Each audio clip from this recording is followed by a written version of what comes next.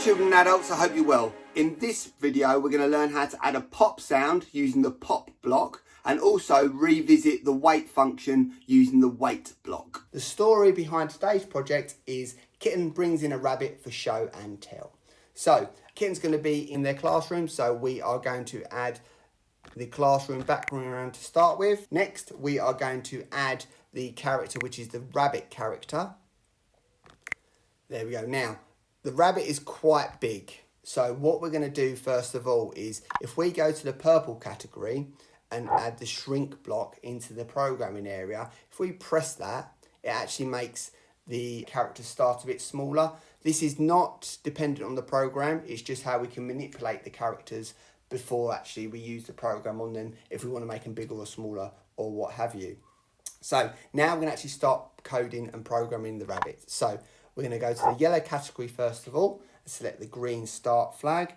Then first of all we're going to make the rabbit disappear. Then we're going to go to the orange category and put the wait block in, and then we are going to make the rabbit reappear again by using the show block, and then we're going to end the program using the end program block. Now what we're going to now do is do another program, again going to the green flag start block in the yellow category. This time we're going to go to the green category and select the pop sound, and we're going to go again to the orange category to get the wait block, and again back to the green category for the pop block, and then the red category for the end of program block. This means that hopefully when we press the green flag in a moment, a pop will happen at the same time as the rabbit disappears. It will wait for 10, and then when a rabbit reappears there'll be another pop. So let's see what happens. Brilliant, fantastic, exactly what we wanted to happen. So let's see that one more time.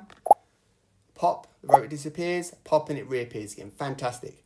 Let's see that on the big screen. Fantastic, brilliant stuff.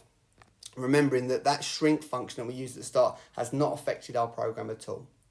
Well done everyone, good job. Thank you for watching. I hope you found that video useful. If you're watching this video on YouTube, the next video will appear somewhere on the screen shortly, and all you need to do is click on that to access the next video. If you want to see all of the videos in one place, please go to mrvullo.com/ScratchJr. I'll add the link in the description below. If you do have any questions, please do not hesitate to reach out. All my contact details are on my website. Thanks again for watching, and I'll see you next time. Bye.